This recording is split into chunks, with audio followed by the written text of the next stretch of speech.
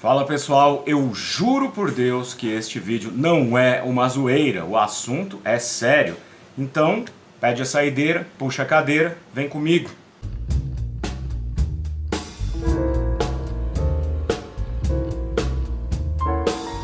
Olá galera, muito obrigado por assistirem a mais esse vídeo do Doni Correia, uma teia de ideias. Este canal dedicado a discussões relativas à arte, cinema e todas as humanidades no entorno destas áreas de conhecimento. Doni Correia sou eu, este que vos fala, mestre e doutor em Estética e História da Arte.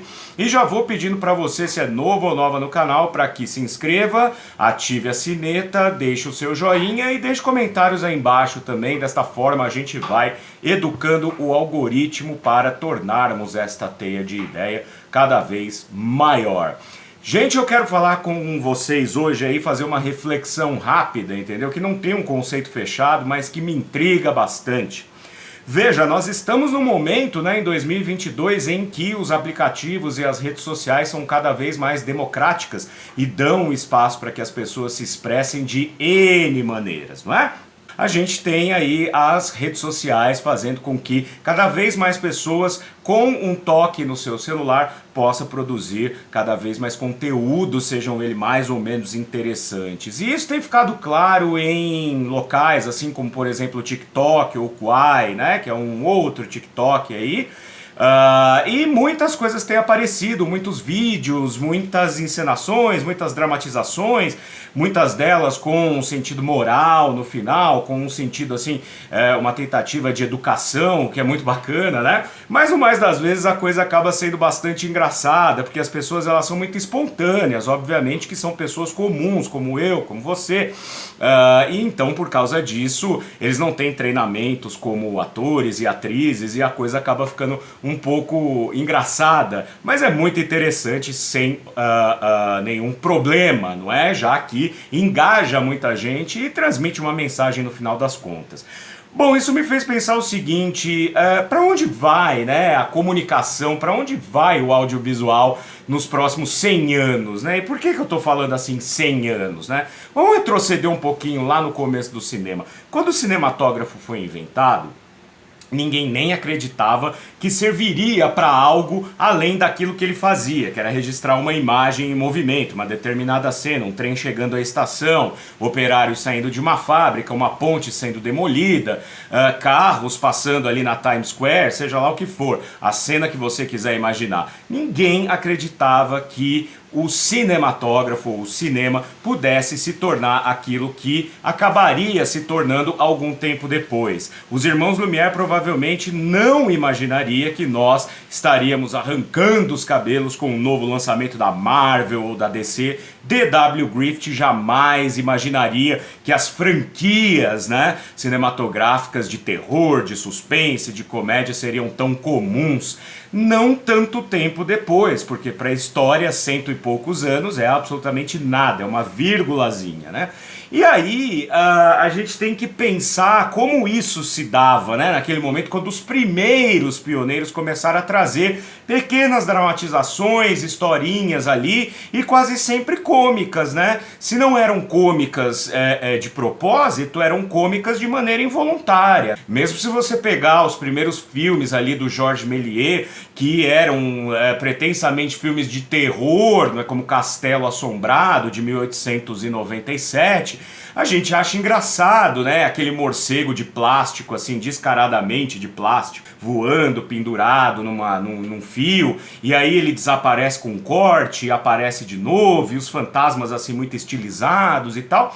Então, se era para ser um filme de terror, acabou ficando cômico pra gente. A gente não sabe a recepção na época. Mas o que eu quero dizer com isso é o seguinte, quando começam a surgir os pioneiros, né, da criação dramática no cinema, ninguém dava muita bola e ninguém entendia. Basta a gente pegar, por exemplo, Viagem à Lua, de novo, do Georges Méliès. A primeira cena do filme Viagem à Lua é completamente esquizofrênica, você não sabe para onde você olha, você não sabe quem são os atores, quem são os personagens principais ali, o que eles estão fazendo, o que eles estão... Porque é um plano parado e um monte de pessoa ali andando para lá e para cá e falando um com o outro e a gente não consegue entender o que está acontecendo ali. Mas era o rudimento, né? Quer dizer, era o início de tudo. Depois daquilo, uma linguagem foi sendo construída.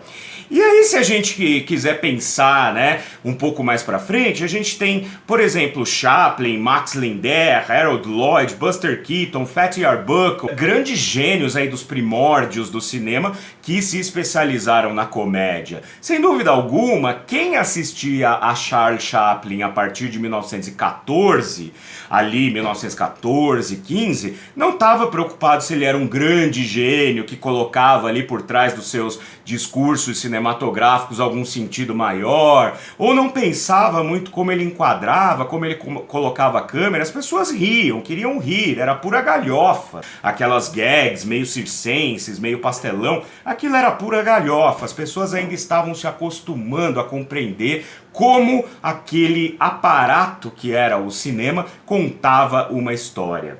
E aí, se a gente vier agora para o século XXI, né, em 2022, a gente tem aí esse advento que se tornou, né, vem se tornando cada vez mais popular, que é o TikTok, Quai, enfim, né, esses aplicativos em que você consegue filmar ali pequenas sketches e depois editar, colocar uma música, etc. Daí que é muito engraçado porque muitas dessas histórias nesse novo aparato aí que está sendo utilizado bastante, não fazem sentido. As pessoas que são leigas, né, que ainda estão aprendendo, na verdade, como que constrói ali algo, né, com esse novo aplicativo, como que eu posso usar de uma forma interessante, né? E aí é tentativa e erro, vai batendo cabeça aqui, faz um vídeo que não faz sentido ali, faz sentido para uns, mas não faz sentido para outros e assim por diante. E aí nós temos algumas novas celebridades desses aplicativos. E uma delas, por isso que eu falei, esse vídeo não é uma galhofa, gente, por favor,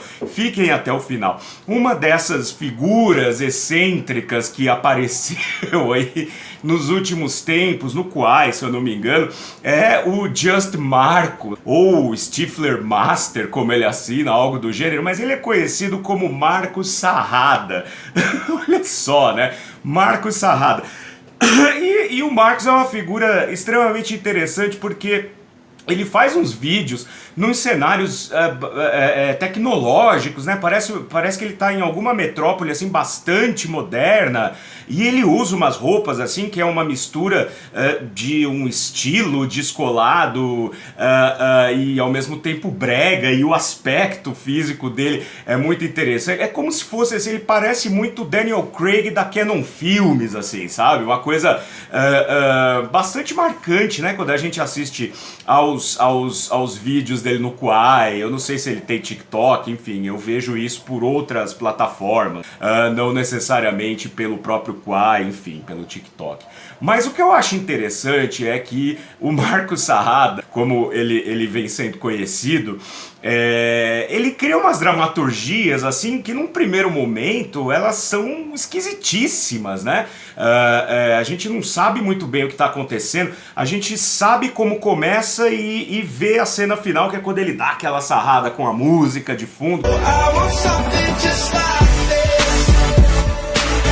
como se ele tivesse dado uma grande lição de moral ali nos vídeos dele, que são moralizadores e tal, mas a gente não consegue entender o miolo. É quase como um Jean-Luc Godard, né, que todo mundo acha genial. Você sabe onde os filmes do Godard começam e onde eles acabam, mas o meio não faz sentido nenhum e as pessoas acham geniais. Por isso que eu digo que talvez nós estejamos diante de uma nova plataforma, de um novo suporte, capaz de produzir alguma coisa que a gente vai entender daqui a um tempo, daqui 100 anos.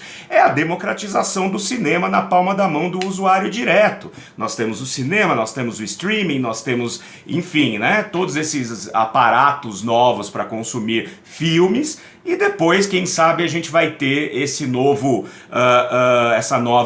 aplicativo, essa nova ferramenta como algo interessante para a produção de sentido. Quem sabe a coisa não vai ficando cada vez mais evoluída a ponto da gente descobrir que existem outras formas de contar a história, como por exemplo do Marco Sarrada. Inclusive, se alguém, pelo amor de Deus, tiver como entrar em contato com esse rapaz, eu adoraria trazê-lo aqui nesse canal para fazer uma entrevista com ele, para bater um papo sobre narratologia, porque os vídeos dele são sensacionais. Eles, num primeiro momento, não fazem sentido nenhum, misturam português com português americanizado com umas dublagens em cima.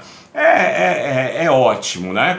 Tá certo, gente? Então eu deixo aqui pra vocês essa reflexão. Vocês acham que o Quai, vocês acham que o TikTok podem ser ferramentas que a longo prazo, médio e longo prazo, se tornem grandes plataformas de consumo de produtos de muita qualidade, né? Quer dizer, bastante investimento, novas histórias, novas formas de contar história?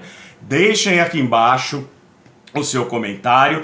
De novo, badalha a sineta para você receber as notificações, inscreva-se se não está inscrito ou inscrita, e nós nos veremos no próximo vídeo. Não esqueça de olhar aqui embaixo como você pode nos apoiar e detalhes sobre os meus cursos de linguagem cinematográfica e história do cinema brasileiro. Vejo vocês na próxima, beijos!